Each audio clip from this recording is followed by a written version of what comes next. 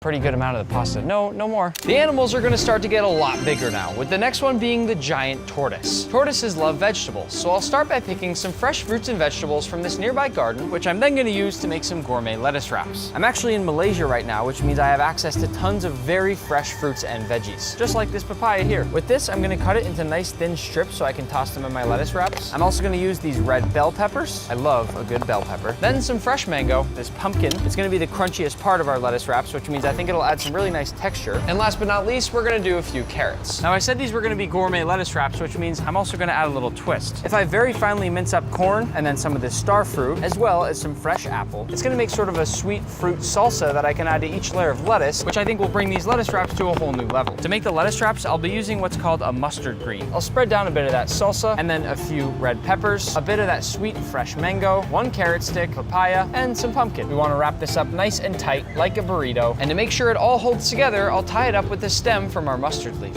How could you not want that if you're a tortoise? Whoa, look at that big guy right there. You want a lettuce wrap? Uh-oh, uh-oh, oh. Oh, they're not just slow walkers, they're slow eaters. Oh, baby, that was a big bite.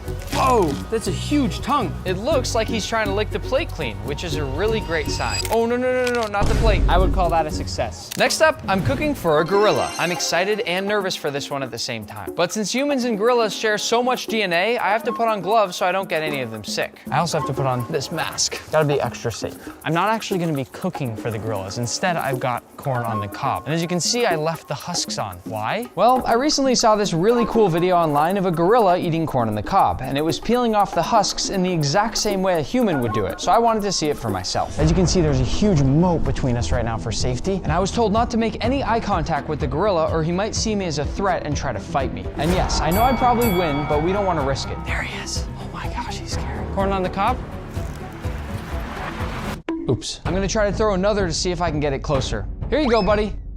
Oh, he looks really mad that I just messed up those throws, doesn't he? I think he's actually really upset at me right now. I feel like I really let him down. I'm trying, I'm doing my best. It's so amazing to watch him eat these. He's so good at peeling it. I used to do this for my grandma all the time. She'd make me remove the corn on the cob husks for her before she cooked. Wow. He's just eating it the long way. I can't believe this. He's sitting just like a human. This is how I eat corn on the cob. I know I didn't really cook anything for this gorilla, but I think he's really enjoying his corn on the cob. And funny enough, I also prefer my corn on the cob uncooked, so me and this gorilla seem to have something in common. Before we move to the next animal, I need to do one perfect toss to the gorilla. This is a big moment right here. I feel like he's getting mad again that I'm taking too long. Okay, I'm gonna throw this. Ready?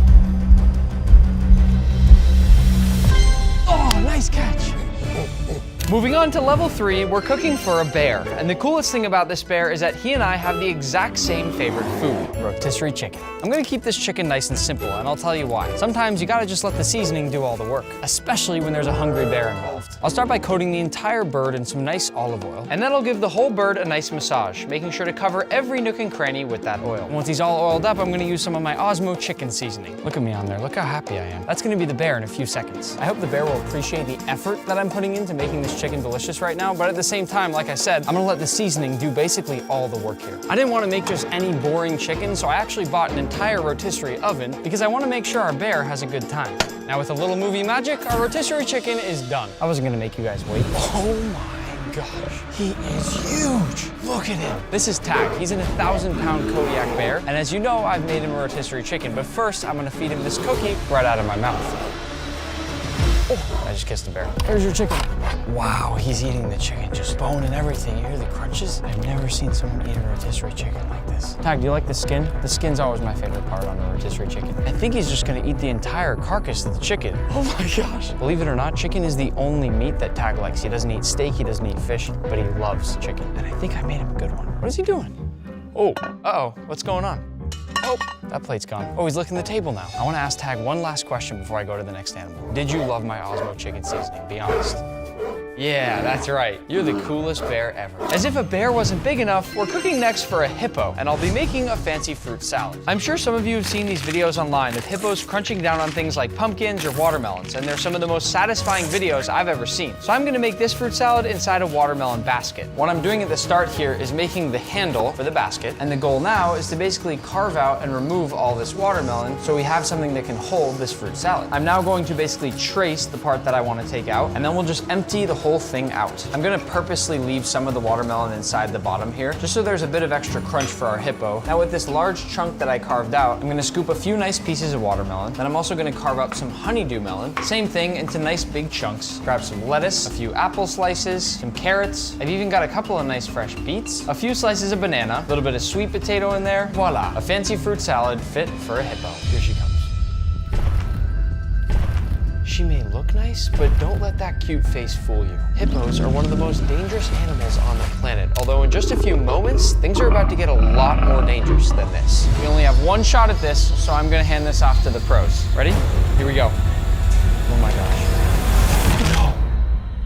I think the watermelon must have been a little too slippery and it flew right out of her mouth. I can't believe that just happened. I'm gonna make another watermelon. Attempt number 2.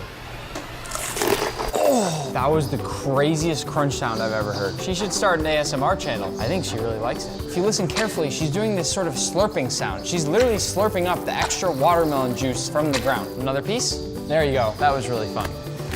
Is that her breath? Yeah. Oh my gosh, it's horrible. Our last animal before moving to level 4 is the giraffe. And since they love kale, I'm gonna make these giraffes a gourmet kale salad. One tricky part about making this is that normally when you make a kale salad, you wanna basically give the kale a huge salt bath to get it nice and tender. But since we can't add any extra salt for the giraffe, I'm just gonna give it a little massage with water and hope that does the trick. In addition to breaking it down, this is also gonna hydrate the kale, hopefully giving the giraffes a more tender bite. I'm also gonna chop up the zucchini into the bowl with these, and then same thing with my cucumber. Our last vegetable will be this green pepper, and with these I'm actually just gonna give a rough chop, and once this is in our bowl, I'll mix this up just a little bit more, and then time for the dressing. I'm gonna make a simple carrot and tomato dressing. First with some soft cooked carrots, and then a tomato that's been lightly cooked as well. To finish this off, I'll cover it with water and blend.